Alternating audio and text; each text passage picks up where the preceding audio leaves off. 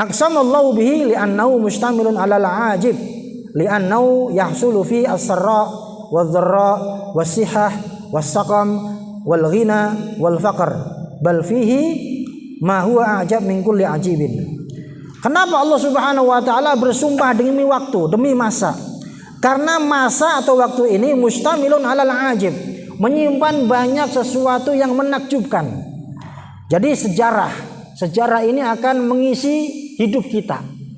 Ya, termasuk nanti ketika meninggal, kalau kita orang baik, pasti kebaikan kita akan selalu disebut, akan dijadikan contoh. Sebagaimana Rasulullah Shallallahu Alaihi Wasallam yang selalu kita kenang jasa-jasanya. Sebagaimana para ulama-ulama itu biasanya ada haul. Ya, haul itu kan sebenarnya memperingati mengenang jasa-jasa yang sudah pernah dilakukan oleh para ulama-ulama itu, supaya kita termotivasi, kita bisa mengambil pelajaran bahwa ulama-ulama itu telah mengajarkan sesuatu yang baik dan itu kita contoh seperti itu.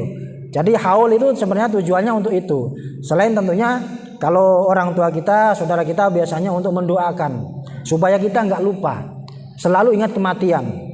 Ya, jadi di antara pelajaran haul itu di situ, bahwa sekarang kita membacakan doa orang yang meninggal dan satu saat nanti kita juga akan meninggal juga dan juga akan didoakan oleh anak-anak kita juga. Itu salah satu tujuannya daripada diadakan haul itu, supaya kita selalu mengenang kebaikan-kebaikannya. Itu. Jadi Allah Subhanahu wa taala bersumpah demi waktu ini karena memang di dalam waktu ini ya isi kehidupan kita. Kita ngapain aja itu nanti akan diceritakan oleh Allah Subhanahu wa taala. Tidak ada yang terlewat sedetik pun.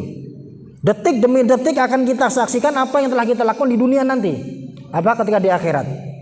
Jadi apa yang kita lakukan di dunia itu nanti akan terekam semuanya, tanpa sedikit pun ada yang terpotong, tidak ada yang di-cut, nggak ada. Ya, makanya bagaimana setiap nafas kita itu selalu dalam kebaikan, selalu kita isi dengan kebaikan-kebaikan. Maka ketika bangun tidur, bagaimana kita ketika bangun tidur itu kita niatkan, ya, kita setiap detik, setiap langkah, setiap aktivitas yang kita lakukan itu kita niatkan untuk lil ibadah. Termasuk makan untuk ibadah, minum untuk ibadah, olahraga untuk ibadah, semuanya dilakukan untuk ibadah. Maka di dalam kitab ta'lim itu ada penyampaian yang bagus, yang katanya konon itu merupakan hadis. Jadi ada yang menyampaikan seorang ulama begini ucapannya: kam min amalin yatasawwaru bi surati amalid dunya wa yakunu min amalil akhirah bi husnin niyah. Betapa banyak perbuatan-perbuatan dunia yang kelihatannya tidak ada hubungannya dengan ibadah, tapi oleh Allah Subhanahu wa taala dijadikan sebagai ibadah berpahala. Contohnya seperti makan. Makan, setiap butir nasi yang kita makan, kalau kita niatkan supaya badan kita sehat, supaya kita kuat ibadah, maka setiap butir nasi yang kita makan itu menjadi ibadah. Setiap teguk air yang kita minum menjadi ibadah. Setiap aktivitas yang kita lakukan, kalau demi lillahi ta'ala supaya kita sehat, bisa beribadah dengan baik kepada Allah Subhanahu wa taala, maka itu menjadi ibadah. Tapi sebaliknya, wa kam min amalin yatasawwaru bi surati amalil akhirah wa yakunu min amalid dunya bisu'in niyah. Sebaliknya, ada perbuatan-perbuatan akhirat, nilai-nilainya ibadah sebenarnya, seperti sholat, puasa, zakat, umroh, haji, ngaji seperti ini, itu semuanya akhirat, jelas akhirat. Tapi karena niat yang salah, niatnya tidak baik, sholatnya tujuannya untuk dipamerkan kepada orang supaya dia dikatakan sebagai orang soleh. Pamer, bukan lillahi ta'ala. Dia sedekah supaya dikatakan sebagai orang dermawan. Dia haji supaya dikatakan sebagai orang yang taat kepada Allah Subhanahu wa taala. Itu niatnya salah semuanya. Padahal ini perbuatan ibadah. Maka oleh Allah hal semacam ini tidak dinilai sebagai ibadah.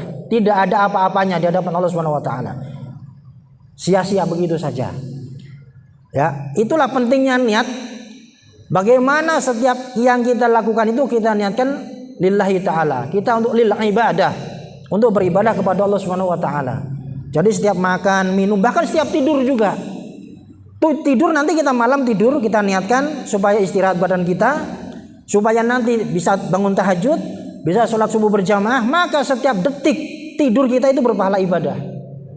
Ya, makanya jangan sampai salah niat.